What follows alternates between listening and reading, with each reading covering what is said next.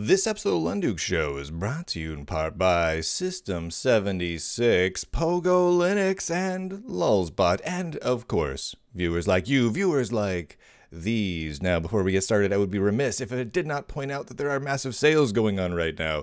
It is not Cyber Monday anymore. It is not Black Friday. However, if you go to System76.com, they have lots of sales. If you scroll down the page, when you're watching this video, maybe it'll be too late. Maybe these sales won't be there anymore. I have no idea. I don't know when these sales go away. However, they're on right now, and they're really, really good. If you look at them, laptops, literally one of their servo line of laptops, which is a really just a beastly machine. These are just amazing, huge. They're like massive gaming LAN party laptops. They are on sale with up to $480 off. That's just intense. And over at lulzbot.com, they've got a similar sort of thing going on right now through Tuesday night, the 28th at midnight Eastern time. So I guess that's a couple hours from now. But they're 20% off their printers. Just like the one back there that I use to print a lot of my projects here around the studio. Absolutely fantastic stuff. Good sponsors of the show. Go check them out. And if you do end up buying stuff from them, no pressure. It's just huge discounts of awesome free software loving hardware. Tell them Lunduk sent you over. That way, they feel good about it. If you say the word Lunduk like 87 times in a row, it makes them extra happy. All right. Now let's talk about something a bit larger than we normally talk about on this show. A bit more, I don't want to say profound, because it's not profound. It's just a bit of a bigger topic. It's a bit more of a heady topic. And that is that the internet is doomed. No. It's that the internet is living on borrowed time. The internet, as we know it, has existed for quite a long time, and it simply can't exist for that much longer. Now, many of you watching this will immediately have a gut reaction to that I am completely wrong and off my rocker as usual. So I'm going to preface everything that I say from here on. As always, this is my opinion. This is not the opinion of the community that I represent. This is not my opinion, the opinion of the advertisers on this show. This is not the opinion of the Patreon supporters that help make this show possible. This is just me thinking about things a bit. And I wanted to walk you through some of the stuff that I've been thinking about lately, because I think it'll help put in context a lot of the debates that we're having around things like DRM and net neutrality and everything else when we start to look at things from a much higher level, a much bigger picture point of view. So let's dive into it. Why is the internet living on borrowed time? Well, first, let's get this out of the way. It's not because DRM or net neutrality or a lack of net neutrality or bloated web standards or JavaScript annoying me. None of those things are why the internet is on borrowed time. None of those things, I believe, are going to lead, at least not directly, to the downfall of the internet. I truly don't believe that, and we're not going to really go through any of those topics here. And it's not because the internet is fragile. You and I both know the internet is fragile. When botnets running on IoT devices can take out significant portions of the internet, even for a small period of time, that tells you right there, there's some significant vulnerabilities to the internet. And the internet has so many points of failure, whether it's physical hardware failure, power outages, lines being severed, protocol issues, botnets. There's literally an almost infinite number at this point, not technically infinite, but a huge number of potential ways that part or all of the internet can be easily compromised, damaged, or outright destroyed. And that is something worth noting, but that's not the reason here. It's much bigger than that. And that is that things change. Now, many people don't think that the internet will go away, right? Many people feel like the internet's here, and so it always will be. This is a common thing.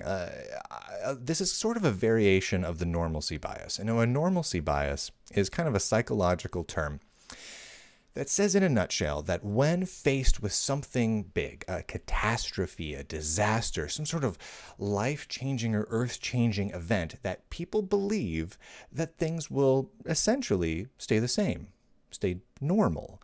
And that sort of applies here as well. It's a variation. And I kind of call this the technology normalcy bias. That's not an actual psychological term. It's me cobbling together a few different things to explain what I witness.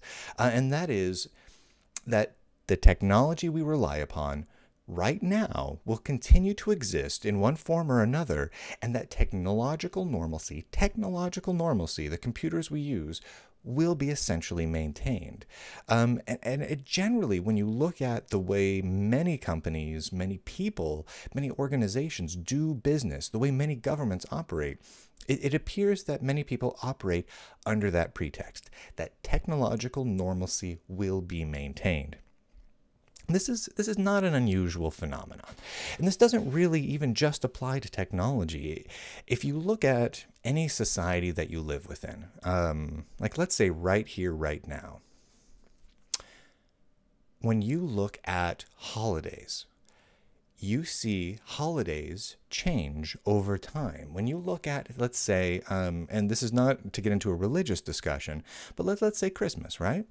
When you look at the imagery commonly associated with Christmas within North America, you begin to think of Santa Claus with certain colors. You begin to think of a lot of different colors and imagery. And many of those colors and imagery really came about over the last, say, 100 years or so, either because of, one company or another, or one organization or another, or one artist or another coming up with something that people have latched onto. And then flash forward several decades, and people simply feel that that is the way it is, that things haven't actually changed significantly, and that things will always remain the same.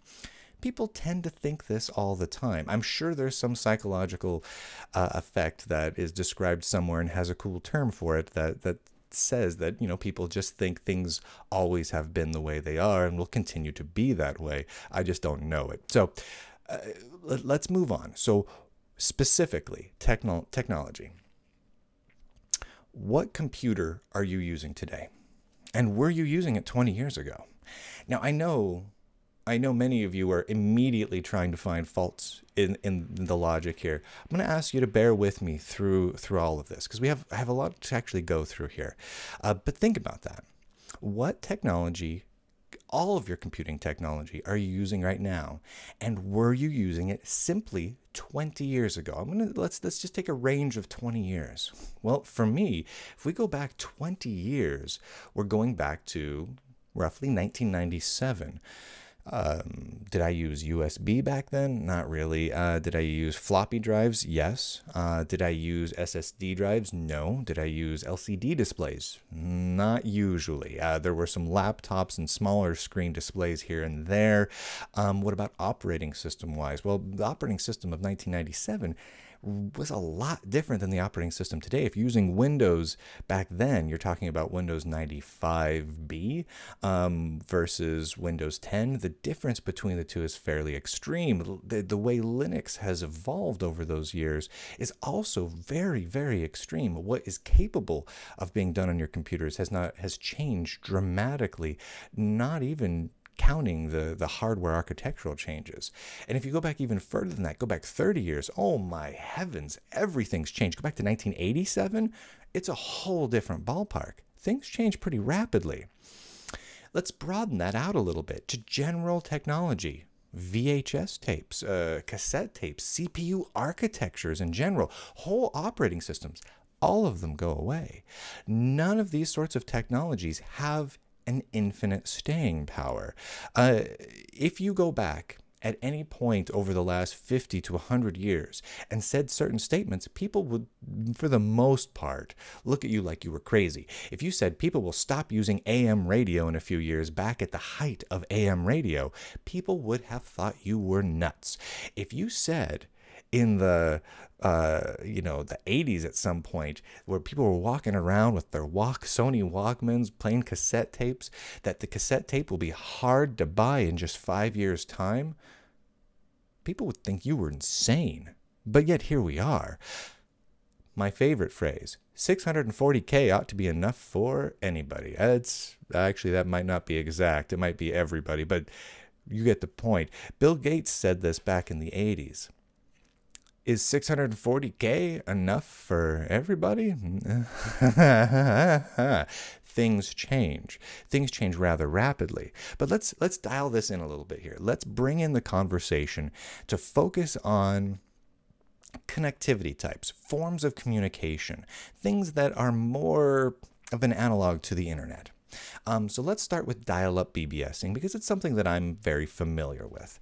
Now, dial-up BBSing really didn't get its start until about 1979, and that was when the first BBS went online.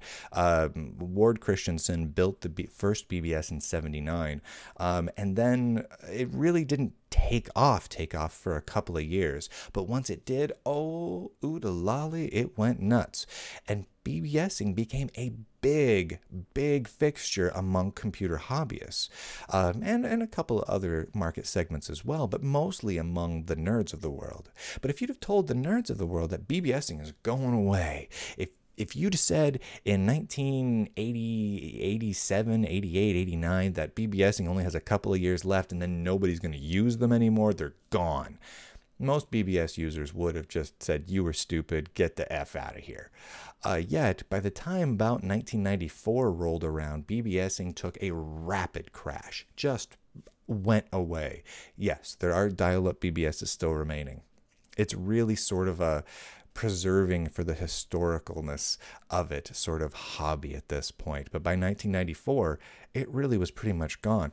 So the lifespan of the BBS was at most 15 years. That's about what we had there. 15 years. And we're not talking about an operating system here. We're not talking about a specific type of modem or anything like that, or a specific BBS software package. We're talking about the concept of dial-up BBS. 15 years, and it was gone. AM radio. Let's go way back in time. AM radio dominated, absolutely dominated at least in North America, the entertainment market for about 20 years, from the 1920s to the 1940s. It just dominated it, and then it took a rapid decline and crash. Rapid rise, rapid crash. Still exists. There's still AM radio to this day, and many people would argue with me that AM radio is still going strong. However, most people, do not use AM radio in the United States. At least not in any major way. Certainly not as their primary means of entertainment, which is what it was in the 1920s through the 1940s. Roughly 20 years. Take note of these numbers. 20 years. But FM radio, well, FM is a little bit of a different beast. FM radio really didn't take over from AM radio until about 78.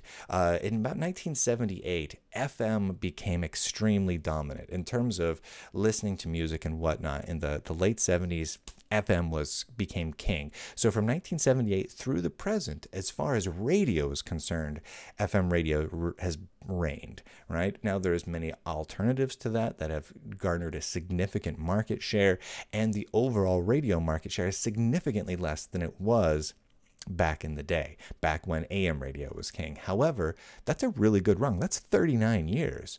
And it might continue for quite a few years more. We'll see on that front. But that's actually a pretty good run. How about VHF television? Now, most people have cable or satellite television wherever they are in the world. In fact, over-the-air streams of analog television doesn't even happen anymore. It was killed in 2009. Big run. VHF television had a big run from 1938 all the way through 2009. Took a few years to take off, but by the time the 1940s came around, people started really using VHF television. So we had a 71-year run there. That's pretty good. That's one of the biggest runs of a communication medium like this that we've ever had. You could argue that the telegraph maybe lasted a little bit longer, but as time goes on, these lifespans of these technologies has consistently shrunken and reduced. Let's keep going here. UHF television. UHF, for those of you who don't know, who lived in an area that did not have UHF. If you've ever seen the Weird Al movie UHF, do that and you kind of know what UHF was. It was the weird, oddball, wacky local stations within North America. In the United States, that was specifically channels 14 through 83. And that was on the analog, over-the-air, free and wonderful television. That really kicked off in about 1962. I believe it was 1962 that all TV tuners started shipping with UHF tuners in them so they could handle tuning into channels 14 and above. And that lasted again until about 2009 when, boom, over-the-air broadcasts were just obliterated. That's a 47-year run. Yeah, arguably, UHF never really was that dominant, in part because UHF had a much shorter broadcast range than VHF did. But for people in big cities and metropolitan areas, UHF was a pretty big deal. 47 years. All right, 47 years. Good run, right? Not infinite, but a good run. Let's change tack here. Let's talk about things that are more specifically relatable to the internet. Let's look at some of the, not the precursors to the internet, but other networks like the internet that grew alongside the internet. Let's specifically look at CompuServe. Now, CompuServe really kicked off way before internet service providers did. Way before. And we'll get into internet service providers in a moment. CompuServe started in 1969, believe it or not. It was a dial-up system, and it started, and I can't remember the company it started for, but it started to serve, like, was it an insurance company or something like that? And it ran for 28 years, a good run. This was an entire network, and eventually CompuServe broadened and it added internet capability, and it was kind of like an internet bridge and other things over the years. But CompuServe lasted until 1997. So that's 28 years. 28. Remember that. CompuServe, in a lot of ways, very, very similar to the internet. It is. There are distinct differences, but what you have is a network. CompuServe was a network that people could connect to, exchange information, send messages to each other, look up knowledge, exchange files. CompuServe was not much different than the internet we have today, other than in the types of technologies being used. 28 years. America Online. America Online really kicked off in 1983. Again, long before the first commercial internet service provider existed. Not before the internet existed, but before the first internet service provider existed to allow folks like you and me who weren't part of a research laboratory or university working on ARPANET and the internet could get on it. But America Online existed back in 1983. Slowly took over from CompuServe and lasted until about 2006. Now, arguably, you could say it's still around. You could say AOL still exists, for better or worse. It does still exist. However, by about 2006, it had already taken such a nosedive straight into the ground that it's not really a thing. I mean, it's very rare that you stumble across someone that still uses AOL in some capacity. That's a 23-year run. It's a good run. That's a really good run for this sort of a system. Again, an online computer network, not terribly dissimilar, though somewhat dissimilar to the internet. 23 years. So let's go back to ARPANET. ARPANET, precursor to the internet, really. Or you could say is the internet, but the beginnings of it. Really got kickstarted in 1969, but that's not really relatable here for us, for you and me. You and I, unless you were working on ARPANET, building ARPANET, you probably didn't use ARPANET. A couple of you might have, but very, very few. You have to really go forward to 1989 when the first internet service providers started appearing. The first two, one was in North America called The World, which a good name. And I don't know the other name of the other one, but it came out in Australia in the same year. I don't remember which one was first. They were within a few months of each other. But these were dial-up internet service providers in 1989. That was pretty cool, right? Well, let's do some math. The internet from 1989 to the present is 28 years. We've had a current, if we count it that long, a 28-year run. I mean, really, that's a good run.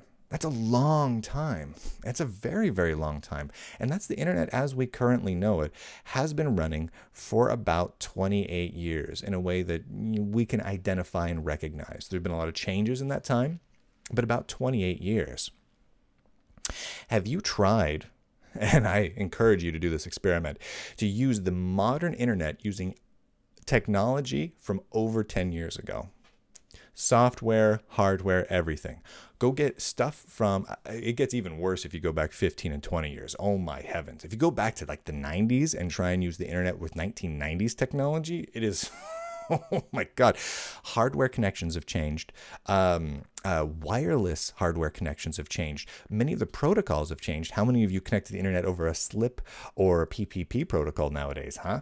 The encryption has changed. If you have a wireless card from, let's say, the mid to late 90s, try getting onto your home router. It's probably not going to work because the encryption has changed so much that you probably just won't be able to use the modern internet using 15-plus-year-old technology. Scripting, markup languages, it's all changed. The protocols, many of them have changed. It's such a fundamentally different place than it used to be. It constantly has been changing, and that's not necessarily a good or bad thing all by itself. Change can be good. Change can also be bad. But it's something worth noting. Because of all that, because of the constant state of change, the internet has required a constant set of maintenance and change at every level simply to keep functioning. And when I mean every level, I mean every level. My desktop computers, my mobile devices, my laptops, the connection from my house, the routers I use, the lines running from my house to wherever my ISP is has changed so many times since 1989. We were talking about plain old telephone service, POTS lines, dial-up modems connecting to the internet, DSL, ISDN, cable modems, fiber, the number of ways people connect, many different forms of wireless connections. Many things have changed over the years. Things appear and disappear. That happens all the time. The servers that you're running are under a constant threat of attacks. So they're constantly being modified and updated. New encryption levels are being added. The protocols used keep being changed. The way the pages that you serve up through the World Wide Web are constantly being changed to meet new standards and specifications. And the result of that is that if you use 5, 10, 15-year-old technology, it gets progressively harder to connect to each other. Old technology is simply harder to use on the internet than newer technology. I mean, it becomes problematic over time. Now, the reason I bring that up, this all kind of ties together here at the end, promise, is unlike some past technologies such as BBSing, which has a lot of similarities to the internet, VHS tapes, vinyl records, all these sorts of things, cassette tapes, the internet is extremely hard to snapshot. You can't simply preserve the internet in a given state. There are services out there like archive.org that attempts to take web pages and archive them and reduce them down to static pages for people to look at information that was posted in the past. That it takes a huge amount of effort, and even then only has mild levels of success because of the design and the way the internet works, and because of how we, and by we I mean me and every ISP and web designer and sysadmin and everyone else, use and design and continue to evolve the internet. So it's impossible to snapshot it. If you ever want to say, man, I just liked the internet so much in 1999, let's go back to internet 1999, you can't. If you want to use BBSing as it was in 1987, you absolutely can. You can use exactly like it was. That's not to say it's good or bad, but that means snapshotting a given state at a given point of time is almost impossible. That's something worth noting. And that doesn't even to take into account the size of the internet makes it hard to snapshot. Simply the technologies used make it hard to snapshot. The problem with that is that there's so many technologies that are reliant on the current state of the internet at any given moment that those technologies then become hard to snapshot as well. If you buy videos online, they have some DRM attached to it. Well, more likely than not, even if the internet still exists, as those technologies change, you will slowly lose access to those videos. And that's also true for games, music, operating systems. There are several operating systems that exist right now that needed to be updated on the internet that you can't update anymore. It's not possible because they were reliant on an internet connection to accomplish those tasks. And so those operating systems are now in a rather sorry state. People can try and cobble together ways to patch them and whatnot, but in their original state, you simply can't run some of them anymore. And that's a real problem. That's a real problem. Even productivity software, many packages require an internet connection at least occasionally in order to function, which means you can't snapshot them, which means you can't use them in the future, which means you can't use them potentially in a fully offline world or in a world where the internet has fundamentally changed. Now, if you go back, say, 30 years, you go back to the 80s and into the early 90s, yeah, you can keep using all that stuff. All that software is still completely usable then and now in much the same way. But nowadays, we've engineered things to be so reliant on the internet that we have at a given moment that we lose the ability to use that stuff in the future. And that's kind of a bummer and worth noting. Now, that means that the internet is living on borrowed time. None of these technologies are infinite. They simply don't last into the expanse forever. There's no way around it. It is going to go away, at least in its current state. It cannot exist in its current state forever. And maybe we don't even want that. But what that means is that all the technology that is reliant upon it also goes away, at least for the most part. And that is a huge, huge mega bummer for lots of people, for me, for you, for everyone else. And there's no happy ending to this video. There's no, oh, but we could save the internet if we just do this thing. And there's nothing like that here. This is just simply the way it is. We can't go back in time and say, oh, well, we could just save dial-up BBSing if only we do this one cool thing, or oh, VHS tapes will exist forever and we'll all use it as our common form of video sales, and all new movies will release on VHS for all time if only we do this one thing. No. The technology moves forward. Therefore, certain technologies, almost all technologies, become obsolete. Certainly any technology of any realistic complexity. And we're not talking about little technological concepts like things like the wheel and electricity. We're talking about implementations. We're talking about engineered solutions. Those things change. And those things, and for good reason, things get better, or at least different. And over time, the old things go away. They fall out of favor. And there's always a community around that tries to keep it alive.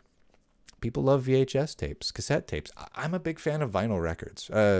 In the debate about whether vinyl is better or worse, people can have it all the time, but I mostly listen to my music on vinyl, at least when I'm home. Obviously, vinyl records don't handle very well in the car or when I'm riding around on a train or something like that, but when I'm home, I mostly listen to vinyl records. But I'm not the majority. The majority of people don't get it that way. The majority of people still buy CDs. CDs have lasted a pretty good run, though even that has declined pretty sharply. But most people get digital downloads, whether it's from Amazon or iTunes or Google Music or wherever. They buy MP3s or various other digital formats, some DRM encrypted, some not. Things change. Things constantly change in that way. So here we are today. The internet is 28 years old if we count it from the point of the first real, residential usable ISP. Where are we at? 28 years. That's how long CompuServe lasted. And CompuServe was a big friggin' deal. For those of you who are thinking to yourself, ha ha ha, compare the internet to CompuServe. No. CompuServe was a big deal and important. And people at the time thought CompuServe could and should last for friggin' ever. And if you think anything otherwise, you weren't around back then. Trust me on this one. So the internet's going to go away. Maybe not today. Maybe not tomorrow. But soon, and for the rest of our lives. That's a good quote. So we have the internet. We have the internet right now. And just like technologies of the past, we should use the internet and enjoy it for what it's good for. We should embrace it and have a good time with it. We should try and make it as best as we can. And maybe we can try and cobble together little half solutions to keep it going for little bits of time. But the reality is we need to plan for it not existing, because it won't. And so what do you do to make it not exist?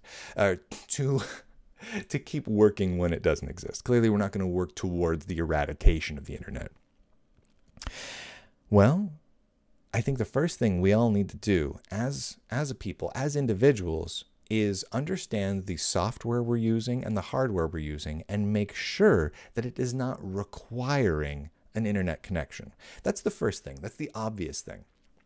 Otherwise, your games go away. Your applications go away. Your operating systems stop working. This is an actual real problem. We also need to make sure we have in our back pockets methods of communicating with our friends and family if there is no internet, which is a harder thing to do than you think. If you have a phone service, it's probably IP based at this point. Our cell phones, those are all digital. You're not getting analog cell phone service right now. If you buy an iPhone or an Android phone, the voice signal coming through is not analog. It's digital, and it's transmitted over this internet, essentially, at least at a couple of stages in various points along the line. So that all goes away. That's gone. If the internet starts crumbling, either because of attacks, fragility, incompatible upgrades, fracturing, people moving off into other systems, EMP blasts in the atmosphere, whatever, there's a lot of possibilities of why the internet will not exist forever, at least in its current state. Regardless, we need to have backup plans for how to communicate with people. And we also need backup plans for how to get information like this out. Right now, I'm posting this video on the internet, only on the internet. No, you can't get it anywhere else. And that is a real problem. That's a real problem. Even if I were to say, turn around and say, okay, let's put this up on cable. Let's make a deal where the Lunduke Show is now on a cable channel. Let's say Nerd TV springs into action. And there's been a couple of nerd cable channels over the years. They haven't always done that well, but let's say one does well and we get the show on there. Well, most of those through most cable-ish service providers are all transmitted over the internet. It's just the reality. Let's say whether you have Fios with TV or Comcast or Time Warner, most of it is digital cable. That digital cable is over the internet. Those are internet-based set-top boxes that have their own IP address, and they're fetching content over the internet from servers on the internet. At least that's how it works for the most part. There are a few exceptions, but for most services, at least here in North America, that's how it works. Internet gone, all of it gone. And that's just the reality. So we need backup plans. And hopefully those backup plans come into use and broad usage before we have major troubles with the internet. Otherwise, we're going to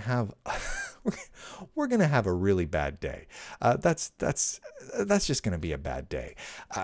That's really what I wanted to talk about today, in part because I wanted to put this in context of many of the debates that are happening. When we sit back and we talk about things like net neutrality, DRM on the internet standards, various scripting and markup language standards, all of these things are really valid and reasonable debates for all of us to be having to help shape the internet as it is now and for as long as it will exist. But we need to understand that it can't exist forever. It won't exist forever. Any of us trying to convince ourselves that it'll exist forever are just as deluded as the people who said DOS will be the predominant operating system forever. I love DOS. I use FreeDOS to this day. Do most people? No, no. And even those who do use it as a hobbyist thing to play some games, right? So here we are. Let's plan. Let's plan and shape and hope that whatever comes next is just a little bit cooler than what we have now, because that's the goal, right? It would be a bummer to replace it with something less cool. Either way, we need backup plans. All right, let's before I head off into the sunset here, I want to point out that this show does have one other sponsor than the two that are having really cool sales right now, and that is PogoLinux.com. Again, just like all the sponsors of this show, freedom loving, open source loving, Linux loving, because that's how we roll here on the Lunduk Show. If you go over to PogoLinux.com, massive servers, massive storage systems, absolutely awesome. Like if you want like cool like software defined storage or crazy 8 terabyte servers, 8 terabyte of RAM servers, I should say, go over to PogoLinux.com, give them a check out, and just give them a high five because they're cool. That's all I've got for today, ladies and gentlemen. Tomorrow, we'll talk about something a little more down in the trenches and specific and less, less heady and psychological. I totally promise. Maybe. Yeah, maybe.